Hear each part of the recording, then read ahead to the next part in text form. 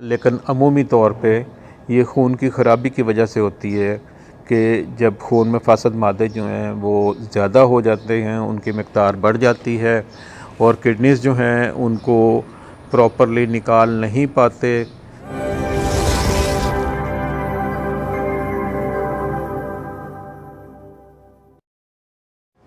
बिस्मिल्लाहिर्रहमानिर्रहीम। मैं हूं सैयद मुमतराक महासन शाही। आप देख रहे हैं हमारा यूट्यूब चैनल शाही तबीब। ऑडियंस, आज हम बात करेंगे एलर्जी पे। एलर्जी क्यों होती है, एलर्जी की अक़साम क्या है और इससे कैसे बचा जा सकता है और इसका इलाज क्या है। यूँ तो एलर्जी की बहुत सी अक़साम हैं। ये अंदरूनी भी है, ये बैरूनी भी है, ये जिल्द की भी है, ये अंदर आपके अज़ा की भी है। लेकिन आम तौर पे दो किस्म की एलर्जी जो है वो ज़्यादा परेशान कुन होती है, जिसमें एक बैरूनी होती है, जिसमें जिस्म के आपकी जिल्द के ऊपर मुख्तलिफ़ किस्म के निशानात, मुख्तलिफ़ किस्म के दाने धप्पड़ की शक्ल में, फोड़े फिंसियों की शक्ल में, ख़ारिश की शक्ल में, एक्ज़ीमा की शक्ल में और इस किस्म की चीज़ें जो है मुख्तलिफ़ शक्लों में वो नुमायाँ हो जाते हैं। उसमें उसकी वजह जो है ख़ारजी भी होती है और दाखिली भी होती है। बाज़ औक़ात आपकी स्किन जो है उसकी इन्फेक्शन हो जाती है तो उस वजह से जल्द मुतासर हो जाती है। लेकिन अमूमी तौर पे ये खून की ख़राबी की वजह से होती है कि जब खून में फासद मादे जो हैं वो ज़्यादा हो जाते हैं, उनकी मिक़दार बढ़ जाती है और किडनीज़ जो हैं उनको प्रॉपरली निकाल नहीं पाते। आपका लीवर जो है वो उन्हें डिटॉक्सिफ़ाई नहीं कर सकता, नहीं कर पाता, तो वो आपके खून से आपकी जिल्द की तरफ जो है वो आना शुरू हो जाते हैं और उसके बाद जिल्द की निचली तह से वो ऊपर आ जाते हैं और वो एलर्जी की शक्ल में या फोड़े फिंसियों की शक्ल में या और जिल्दी अमराज की शक्ल में नुमायाँ हो जाते हैं। ये एक एलर्जी है जिसकी आगे बहुत सी अक़साम हैं और दूसरी एलर्जी जो है उस पर हम बात करते हैं। तो उस एलर्जी की कैफ़ियत ये है कि वो आपके अंदरूनी तौर पे होती है, जिसमें आपको छींकें आती हैं, आपको नज़ला ज़ुकाम हो जाता है, आपकी आँखों से पानी चलता है, आपकी आँखें सुर्ख़ हो जाती हैं, आप बेचैन हो जाते हैं, आपको सांस का प्रॉब्लम हो जाता है। कुछ चीज़ें ऐसी हैं जो खाते हैं तो फ़ौरी तौर पे वो आपको रिएक्ट करती हैं, वो आपको तकलीफ़ में मुब्तला कर देती हैं और आप समझते हैं कि आपको इस चीज़ ने एलर्जी कर दी है।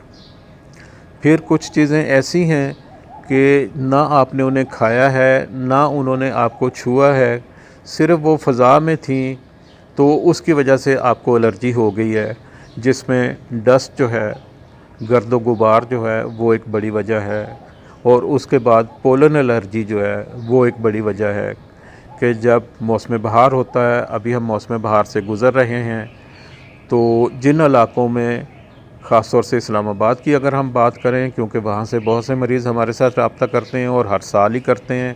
हालांकि वहाँ पे पाकिस्तान का सबसे बड़ा एलर्जी सेंटर जो है चक शहजाद में वो है जो वैक्सीन बना के देते हैं, लेकिन उसके बावजूद लोग जो हैं वो सेहतमंद नहीं हो पाते। कुछ लोगों की तादाद, कुछ मरीज़ों की तादाद ऐसी होती है जिन्हें वो वैक्सीन भी जो है वो उनके लिए फ़ायदेमंद साबित नहीं होते।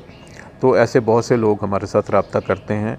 तो वहाँ की एनवायरनमेंट ऐसी है कि वो पोलन एलर्जी का शिकार हो जाते हैं। लेकिन यहाँ पे हमारे यहाँ जो है इसमें आम तौर पे गर्द गुबार एक बड़ी वजह होती है और दूसरी वजह जो है वो यहाँ पे संबल के दरख्त हैं कि जब वो रुई निकलती है, उसके रेशे जो हैं फ़ज़ा में वो सारे हर तरफ फैलते हैं, तो उसकी वजह से भी एलर्जी हो जाती है। और जिनको सांस का मसला होता है, जिनकी चेस्ट इन्फेक्शन होती है, जिनके लंग्स जो हैं इन्फेक्टेड होते हैं, वो लोग खांसी, नज़ला, ज़ुकाम, छींकों, सांस की तंगी का जो है शिकार हो जाते हैं।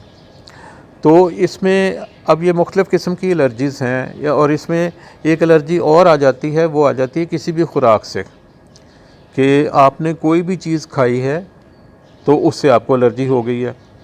अच्छा, उसमें क्या होता है कि आम तौर पे हम लोग जो मसनूई चीज़ें खाते हैं, जो बनाई हुई चीज़ें खाते हैं, बाज़ारी चीज़ें खाते हैं, उनमें सिंथेटिक चीज़ें होती हैं, उनमें केमिकल्स ऐड किए होते हैं, जो कलर ऐड किए होते हैं, जो फ्लेवर ऐड किया होता है।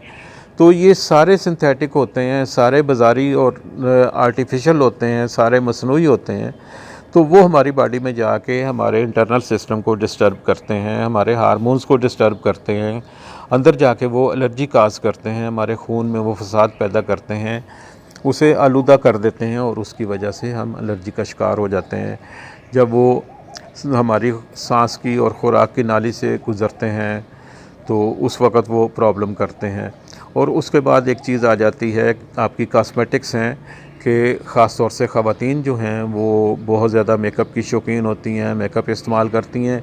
तो वो चीज़ें भी ऐसी हैं जिनमें केमिकल्स ही केमिकल्स होते हैं, उनमें कोई प्योर चीज़ तो होती नहीं, नेचुरल चीज़ तो कोई होती नहीं है। तो वो तो कम्बिनेशन होते हैं केमिकल्स का। वो केमिकल्स आप इस्तेमाल करते हैं, वो आपकी स्किन से, आपके मसामों से, आपके जिस्म में जाते हैं और वो एलर्जी काज़ करते हैं। फिर उसके बाद आ जाता है हमारा खाना पीना, रहन सहन जो है, उसमें जो चीज़ें हम बाज़ार से लेके खाते हैं वो मोस्टली अडल्ट्रेटेड होती हैं, उनमें मिलावट होती है और वो मिलावट जो है मुज़र सेहत अशिया की होती है। अगर मिर्चें हैं तो मिर्चों में ईंटें हैं, अगर हल्दी है तो हल्दी में पिगमेंट है, उसमें उन्होंने अमारती रंग जो हैं वो मिलाए हुए हैं, और अगर दूध है तो दूध में भी सारे केमिकल्स हैं, और बाज़ केमिकल्स तो ऐसे हैं जो इंटरनेशनली बैन है। तो ये सारी चीज़ें जो हैं अंदर जाके, क्योंकि इंसान का जिस्म तो इन चीज़ों के लिए नहीं बना, ना इन्हें हज़म कर सकता है और ना ये हज़म होती हैं, तो वो अंदर जाके फसाद बर्पा करती हैं और वो अंदरूनी तौर पे भी हमारे निज़ाम को डैमेज करती हैं और बैरूनी तौर पे हमारी स्किन को भी डैमेज करती हैं। फिर आपके परफ्यूम्स आ जाते हैं, तेज़ खुशबूयात आ जाती हैं, बाज़ लोगों को इनसे भी एलर्जी है, तो बाज़ को तो खैर फूलों से भी होती है, लेकिन ये चीज़ें हैं। फिर हम जो लिबास पहनते हैं, आम तौर पे जो पॉलिस्टर पहनते हैं, हम सिल्की लिबास पहनते हैं, तो वो भी एलर्जी काज़ करता है। उसको जो रंग दिए होते हैं वो भी, और जो उसका अपना फ़ाइबर और उसका मटेरियल होता है, जो उसका यार्न होता है, वो भी एलर्जी काज़ करता है। अगर आप कॉटन इस्तेमाल करें तो शायद आपकी स्किन एलर्जी को बहुत ज़्यादा फ़ायदा हो जाए। उसके साथ साथ ये है कि पहले ज़माने में नहाते थे लोग, नहाने के बाद वो अपने जिस्म पे तेल लगा लेते थे जो जिस्म की खुश्की को दूर करता था। जिस्म को, आपके सर को, आपके बालों को, आपके जिस्म को कहीं और से चिकनाई बैरूनी तौर पे नहीं मिल रही, मासवा इसके कि आप तेल की मालिश करें या आप जो है अपने सर पे तेल लगाएं या अपने कानों में डाल लें या उंगली के साथ, छोटी उंगली के साथ आप अपने नाक में थोड़ा सा लगा लें।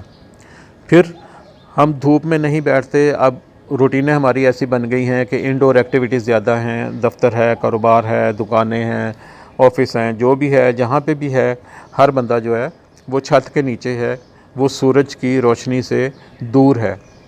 जबकि हमें कम से कम 20 मिनट से लेके आधा घंटा तक सूरज की रोशनी में बैठना चाहिए, सूरज की छुआएँ लेनी चाहिए, ताकि हमारे जिस्म में विटामिन डी डेफिशिएंसी जो है वो पूरी होती रहे। ये भी एलर्जी की एक बड़ी वजह है।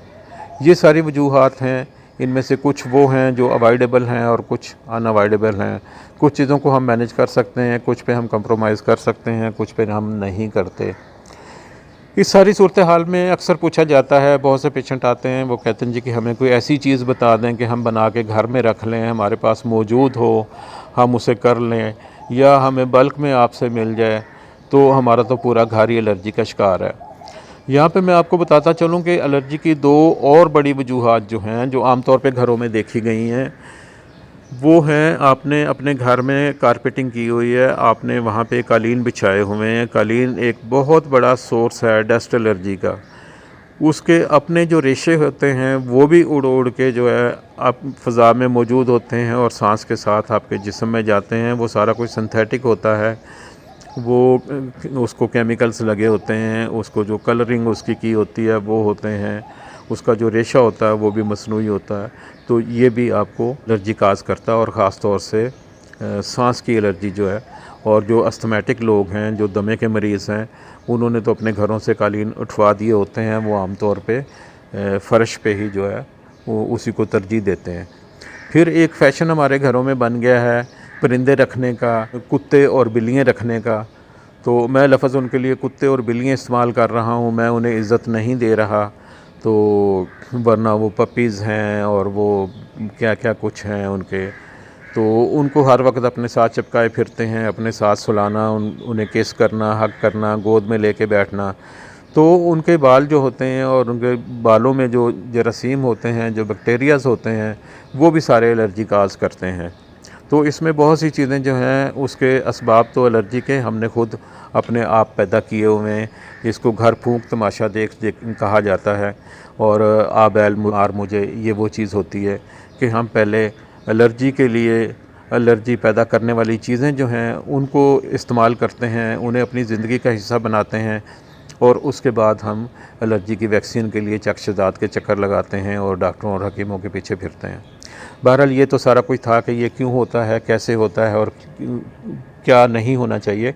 तो एक सिंपल सा आपको बताते हैं। ये मतलब शाही तबीब पे तवील अरसे से इस्तेमाल किया जा रहा है। बिल्कुल बेज़रत जो है ये अज्जा हैं इसके, आप इसे ख़ुद घर पे भी तैयार कर सकते हैं और आप ये हमसे बराह रास्त भी मंगवा सकते हैं।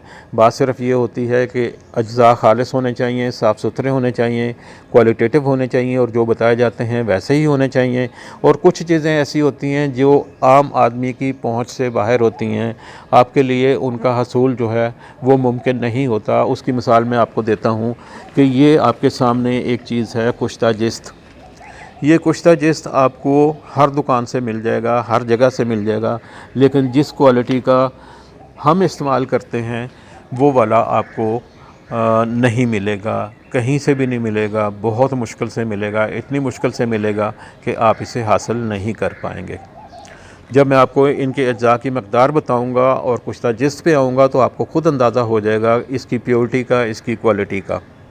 ये सबसे पहले कलवंजी है, जिसे काला दाना भी बोला जाता है, स्याह दाना बोलते हैं हम इसे, और इसके बारे में बहुत सी अहादीस हैं। ये कलवंजी है, ये आपने 50 ग्राम लेनी है। उसके बाद सना मक्की है, ये पत्ते होते हैं, ये देख लीजिए किस तरह के हैं, साफ़ सुथरे हैं। ये शक्कर की भी आती है, लेकिन आपने सना मक्की लेनी है, साफ़ सुथरी लेनी है, उसे तिनके से डंडी से पाक कर लेना है। और उसके बाद आपके पास है ये पुठकंडा। जो मकामी लोग हैं वो इसे बहुत अच्छी तरह जानते हैं पुठकंडा को कि ये क्या चीज़ है, लेकिन ये सारी चीज़ें आपको पंसार की दुकान से मिल जाएंगी। आपने कलवंजी 50 ग्राम लेनी है और आपने सना मक्की जो है ये भी 50 ग्राम लेनी है। ये दोनों चीज़ें आपकी 50-50 ग्राम होंगी और पुठकंडा जो है आपका ये 250 ग्राम होगा। इन चीज़ों को आपने अलग अलग ग्राइंड कर लेना है। सना मक्की को अलग ग्राइंड कर लीजिए, इसको अलग ग्राइंड कर लीजिए, पुठकंडा को अलग ग्राइंड कर लीजिए। और इसमें कोशिश ये कीजिए कि आप एक खामनदस्ता जो है लोहे का वो लेके अपने घर में रख लें, उसमें इन चीज़ों को कूटा करें, बजाय इसके कि आप ग्राइंडर में इनको ग्राइंड किया करें। कूटने से इनकी इफ़ादियत और बढ़ जाती है। ये 3 चीज़ें जब आप कूट लेंगे, छांट लेंगे, फाँक लेंगे, इनको छान लीजिए, इनको मिक्स कर लीजिए अच्छे तरीके से। और उसके बाद आपने ये कुश्ता जिस्त वलायती जो है ये सिर्फ़ 2 ग्राम इसमें शामिल करना है। ये 2 ग्राम शामिल करके ये आपकी दवा तैयार हो गई।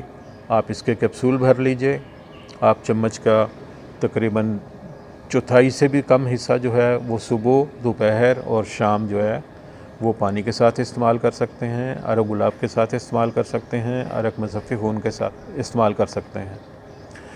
ये चीज़ें जो हैं ये आप इस्तेमाल करेंगे तो इससे आपकी एलर्जी का मसला जो है हल हो जाएगा। वो सांस की एलर्जी हो आपकी या आपकी जल्द की एलर्जी हो, वो आपको सांस नहीं आ रहा, छींकें आ रही हैं, छींकें एक तूफ़ान की शक्ल में आ रही हैं, नाक से पानी बहे जा रहा है, आँखें जो हैं वो सुरख हो गई हैं, तो स्किन जो है वो आपकी सुरख हो गई है, उसके ऊपर निशान बन गए हैं। तो ये सारी चीज़ों के लिए ये एक बेहतरीन फार्मूला है। और इसके साथ साथ ये है कि आप अपनी जल्द पे कोशिश कीजिएगा इस दवाई को अंदरूनी तौर पे इस्तेमाल करें, लेकिन अपनी जल्द जो है उस पे आप ऑलिव ऑयल या मस्टर्ड ऑयल जो है या कैस्टर ऑयल जो है वो हल्का सा ज़रूर मालिश करें, वो उसमें जज़ब करें और आधा घंटा धूप ज़रूर लें ताकि आपका ये मसला मुस्तकिल बुनियादों पे हल हो सके। उम्मीद है आपको हमारी ये वीडियो पसंद आई होगी।